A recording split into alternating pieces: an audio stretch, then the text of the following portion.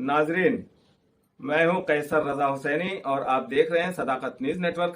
آئیے آپ کو ایک اہم خبر کی طرف متوجہ کریں۔ ریڈیو تہران سے عالمی خبروں بسم اللہ الرحمن الرحیم۔ ریڈیو تہران سے عالمی خبروں کے ساتھ ہاشم علی۔ پہلے بعض اہم خبروں کی سرخیاں۔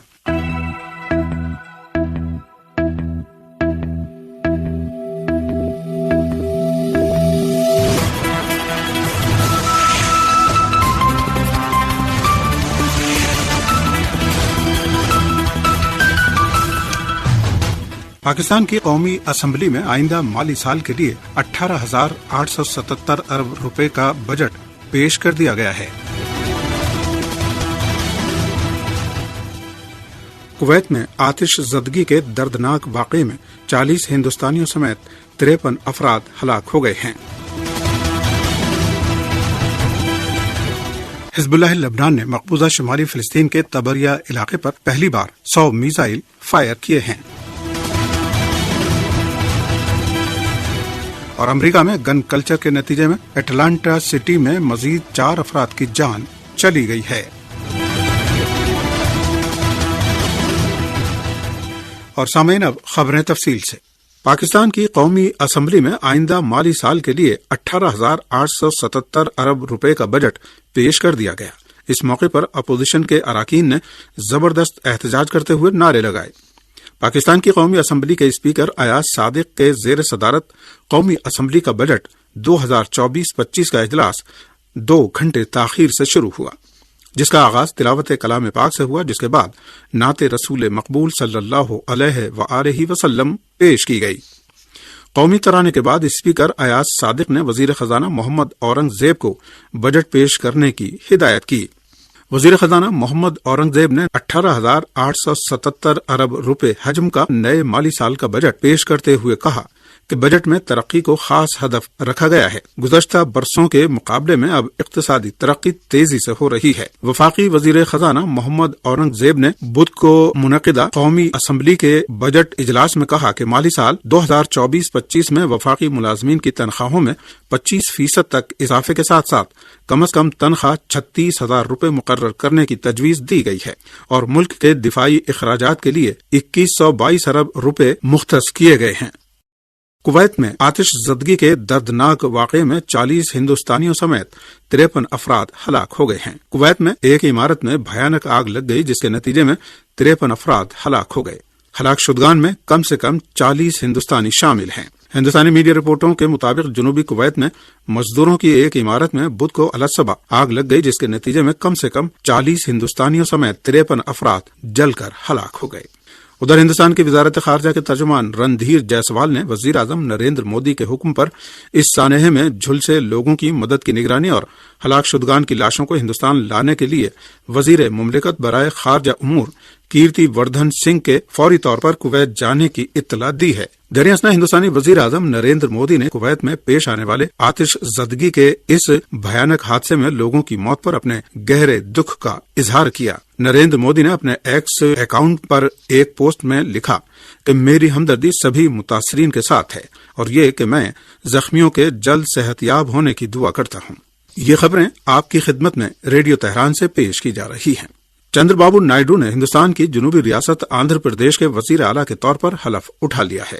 ہندوستانی میڈیا کے مطابق وزیر اعظم نریندر مودی اور وزیر داخلہ امت شاہ بھی اس موقع پر وہاں موجود تھے، جبکہ تیلگو دیشم پارٹی TDP کے سربراہ چندر بابو نائیڈو کے بھائی اور جنوبی ہند کے سپر اسٹار چرنجیوی اور رجنی کانت بھی حلف برداری کی تقریب میں موجود تھے۔ یہ تقریب وجے واڑہ شہر کے مضافات میں IT پارک میدان میں منعقد ہوئی۔ چندر بابو نائیڈو کی کابینہ میں 13 OC، 7 BC، 2 SC، 1 ST اور 1 مسلمان رکن کو جگہ دی گئی ہے۔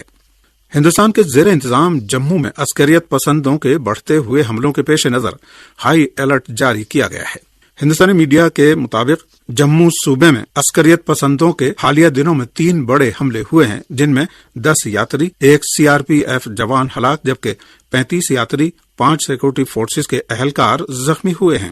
اس درمیان یہ بھی اطلاعات ہیں کہ جموں کے علاقے کٹھوا میں سیکورٹی فورسز کی کارروائی میں ایک عسکریت پسند مارا گیا ہے۔ حزب اللہ لبنان نے مقبوضہ شمالی فلسطین کے طبریہ علاقے پر پہلی بار 100 میزائل فائر کیے ہیں۔ المیادین ٹی وی چینل نے اس میزائل حملے کی رپورٹ دیتے ہوئے اعلان کیا ہے کہ مختلف قسم کے میزائلوں کی اتنی بڑی تعداد کے ساتھ اس طرح کا یہ پہلا حملہ ہے جو حزب اللہ لبنان نے مقبوضہ شمالی فلسطین کے تبریہ علاقے پر کیا ہے۔ صہیونی ذرائع ابلاغ کی رپورٹوں کے مطابق مقبوضہ شمالی فلسطین میں الجلیل کے علاقے میں مسلسل دھماکوں اور خطرے کا سائرن بجنے کی آوازیں سنی جاتی رہی ہیں اور ہتھیاروں کی رافائل کمپنی حزب اللہ لبنان کے میزائلوں کا براہ راست نشانہ بنی ہے۔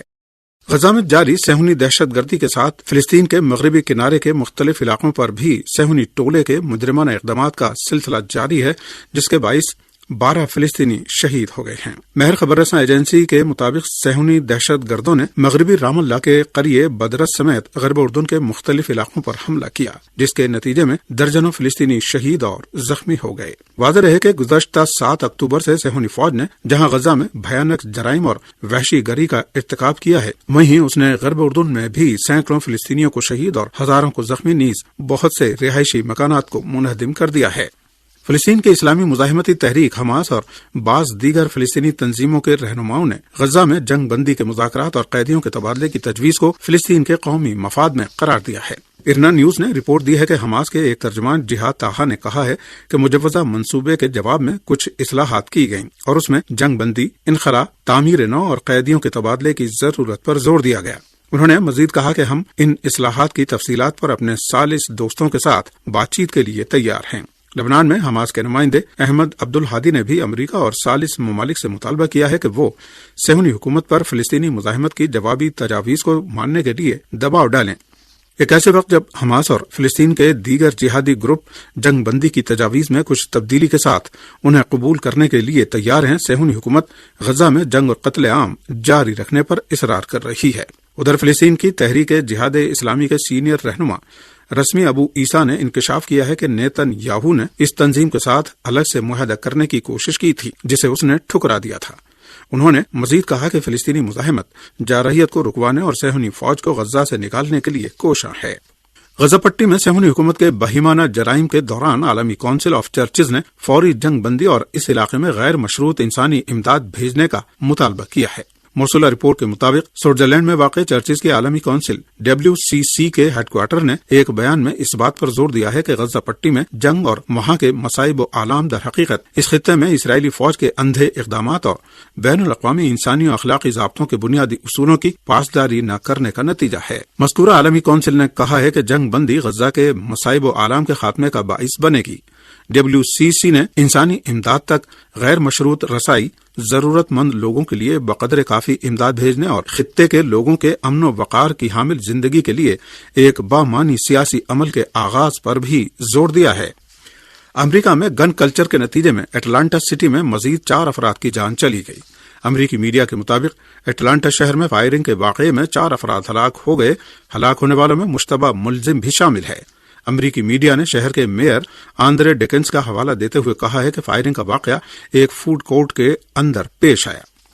امریکی عدالت نے صدر جو بائیڈن کے بیٹے ہنٹر بائیڈن کو نشے کی حالت میں غیر قانونی اسلحہ خریدنے کا مجرم قرار دے دیا ہے۔ عدالت نے ہنٹر بائیڈن کے خلاف نشے کی حالت میں اسلحہ خریدنے اور اس سے متعلق غلط بیانی کرنے کے 3 الزامات درست قرار دیے ہیں۔ امریکی میڈیا کے مطابق 54 سالہ ہنٹر بائیڈن کو مقدمے میں درج 3 الزامات پر 15 برس قید ہو سکتی ہے۔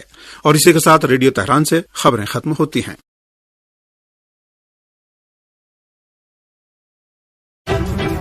صداقت اخبار صرف اخبار ہی نہیں، آپ کا دوست بھی ہے۔